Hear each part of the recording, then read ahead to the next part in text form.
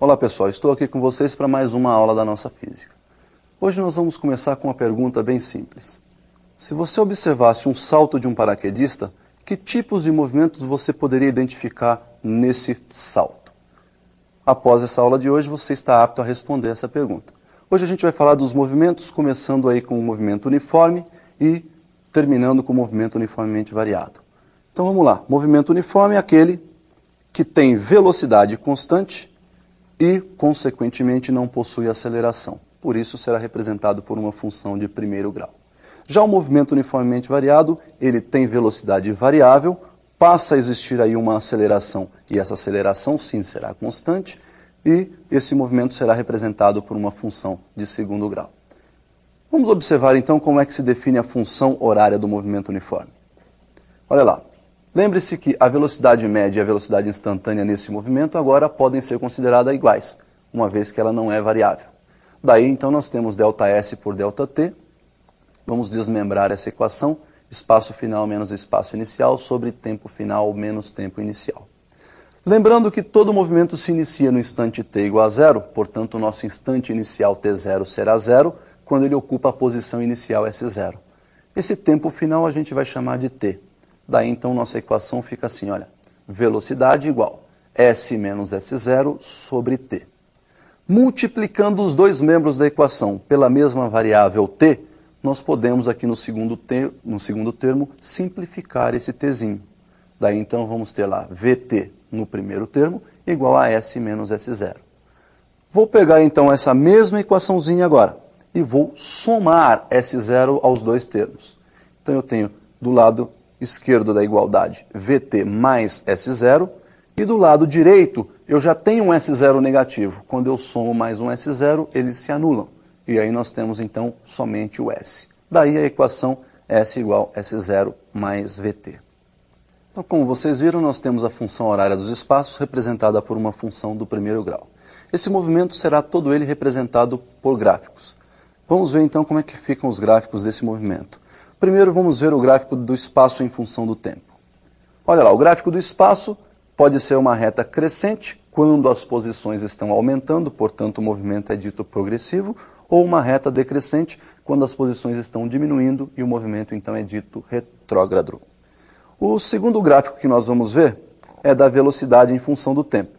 Perceba que a velocidade pode ser positiva ou negativa, portanto uma reta paralela ao eixo dos tempos, acima se for um movimento progressivo ou abaixo do eixo se for um movimento retrógrado. A aceleração sempre nula independentemente do instante desejado, sempre então nula a aceleração. Muito bem, nesse movimento uniforme nós temos então os gráficos apresentados e podemos extrair desses gráficos duas propriedades importantes. Vamos ver a primeira propriedade que diz respeito ao gráfico do espaço em função do tempo. Olha lá, se nós calcularmos o coeficiente angular dessa reta, nós vamos pegar nada mais, nada menos que uma variação vertical que representa ali o nosso eixo dos espaços, ΔS, por uma variação horizontal que representa o nosso ΔT, ou seja, o eixo horizontal representa o nosso tempo. O coeficiente, então, é dado pela tangente de θ, que será numericamente igual a ΔS sobre ΔT. ΔS sobre ΔT, você já conhece, é a velocidade. Muito bem, o segundo gráfico, que é o gráfico da velocidade, também nos permite extrair uma propriedade importante. Se considerarmos dois t's, ou seja, dois instantes, t1 e t2, e você observar que esse intervalo de tempo proporciona o cálculo de uma variação de espaço, olhando para o gráfico, essa área achurada será numericamente igual a essa variação de espaço. Perceba que quando você calcula a área, ΔT é a base, V, a velocidade, é a própria altura dessa figura retangular, e quando você faz base vezes altura, você determinou a área.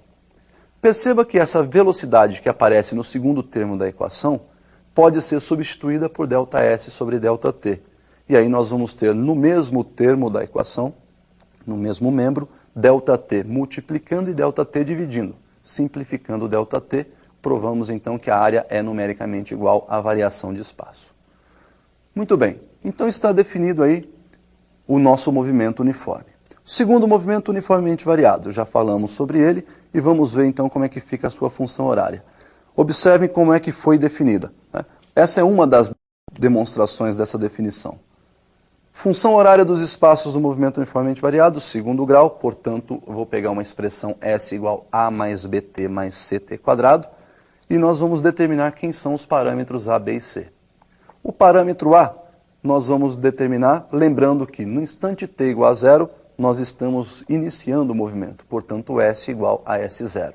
Substituindo esses dois valores na equação, no lugar do S, S0, no lugar do T, 0, fazendo essas continhas, você chegou aí em S0 igual a A. O parâmetro B, nós vamos definir através do cálculo de derivada. Se nós derivarmos o espaço em função do tempo, nós obtemos a velocidade. Então, nós sabemos que a derivada de A é uma constante, é 0. Derivada de bt, o expoente de t é 1. Desceu multiplicando o parâmetro B, ficou 1 vezes B, né?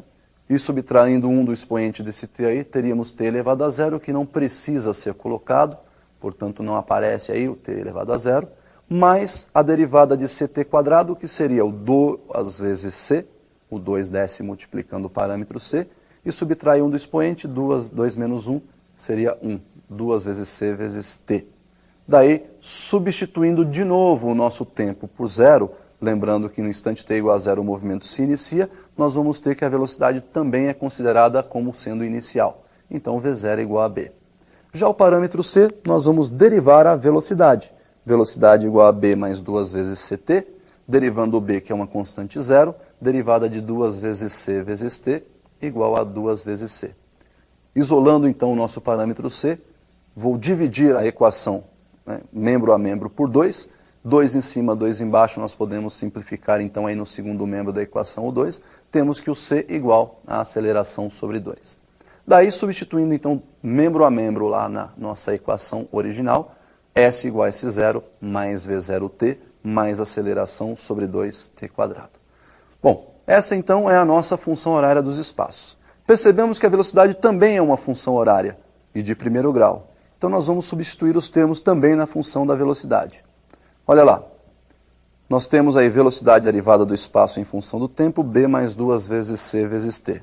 Substituindo o B por V0 e o C por aceleração sobre 2, percebemos que no segundo membro da equação nós temos V0 mais 2 vezes aceleração sobre 2 vezes T.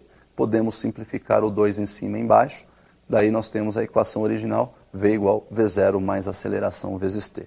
Uma propriedade importantíssima é que, sendo a velocidade representada por uma função de primeiro grau, o seu valor médio, visto por nós como sendo ΔS sobre ΔT, também pode ser calculado como sendo a média aritmética das velocidades inicial e final, né, de um movimento. Definidas então as funções horárias, vamos ver como é que Torricelli chegou à sua equação. Observe a equação do Torricelli.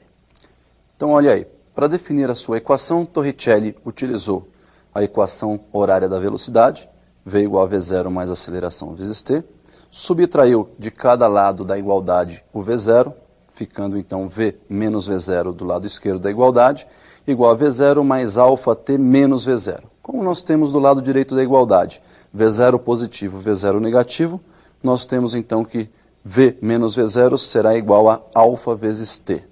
Se nós dividirmos os dois termos da equação por alfa, nós vamos ter V menos V0 sobre alfa, igual a alfa vezes t dividido por alfa, que representa a aceleração. Então, do lado direito da equação, esse alfa será simplificado, resultando então em t igual a v menos v0 dividido pela aceleração alfa. Se substituirmos esse t na equação horária ou na função horária dos espaços e fizermos todas as contas matemáticas, chegaremos então à expressão de Torricelli, v quadrado igual a v0 ao quadrado mais 2 vezes a aceleração vezes ΔS. Bom, então nós definimos todas as funções que representam esse movimento, né? Movimento uniformemente variado. Vamos ver como é que ele fica representado graficamente? Vamos ver primeiro o gráfico do espaço em função do tempo. Olha lá, nós temos como espaço em função do tempo uma equação de segundo grau, portanto sua representação gráfica é uma parábola, que pode ter concavidade para cima ou concavidade para baixo. Perceba que no vértice da parábola nós temos aí a inversão do movimento, ou seja, no primeiro gráfico as posições vão diminuindo, quando atinge o vértice elas começam a aumentar. Então nós vamos denominar esse instante aí de T1. Perceba que no instante T1 ocorreu a inversão. tanto no primeiro gráfico, onde a concavidade está voltada para cima, como no segundo gráfico, onde a concavidade está voltada para baixo. Se ocorreu a inversão do movimento, é porque ele deixou de ir para voltar na trajetória. Consequentemente, se ele para de ir para voltar, a velocidade nesse momento é zero. Uma propriedade desse gráfico é, se você quiser calcular a velocidade em qualquer instante, basta nesse instante traçar uma reta tangenciando a parábola e calcular o coeficiente angular dessa reta. Então veja que para um determinado instante t1, a velocidade v1 é numericamente igual à tangente de θ. O segundo gráfico que nós vamos ver é da velocidade. Perceba que a velocidade pode estar crescendo para movimento acelerado, portanto a velocidade aumenta quando você acelera, ou diminuindo no movimento retardado. A velocidade diminui quando você freia, ou seja, quando você retarda o movimento. Desse gráfico nós temos duas propriedades. O coeficiente angular, que nos permite calcular a aceleração, portanto tangente de θ numericamente igual a ΔV sobre ΔT, que é a própria aceleração. Esse ΔV e o ΔT estão assinalados aí no gráfico, como você pode ver. A segunda propriedade, também desse mesmo gráfico, nos proporciona calcular aí o ΔS. Verifique que quando você calcula a área desse gráfico, a base maior desse trapézio aí é a velocidade V. A base menor é o V0, velocidade inicial, e a altura do trapézio é esse ΔT. Então, como nós já sabemos, a área é base maior mais base menor vezes altura sobre 2, então a área numericamente igual a V mais V0 vezes ΔT sobre 2. Daí, nós vamos lembrar que a velocidade média ΔS sobre ΔT pode ser dada pela média aritmética entre as velocidades final e inicial. Então esse V mais V0 sobre 2, nós vamos substituir, vamos trocar esse V mais V0 sobre 2 por ΔS sobre ΔT. Simplificando o ΔT aí, olha, nós temos a área numericamente igual a ΔS. E o terceiro gráfico da aceleração. No gráfico da aceleração nós temos uma reta constante paralela ao eixo dos tempos, que pode ser positiva ou negativa. Desse gráfico nós temos aí também uma propriedade que é o cálculo numérico da área. Entre dois instantes t1 e t2, ao calcular a área, você está multiplicando a base, que representa o ΔT, pela altura que representa a aceleração. Daí então nós temos área numericamente igual a ΔT vezes alfa, onde esse alfa, que representa a aceleração, pode ser substituído por ΔV sobre ΔT. Daí então, simplificando o ΔT, nós temos área numericamente igual a ΔV. Bom, pessoal, agora você já pode responder aquela pergunta. Lembra do paraquedista?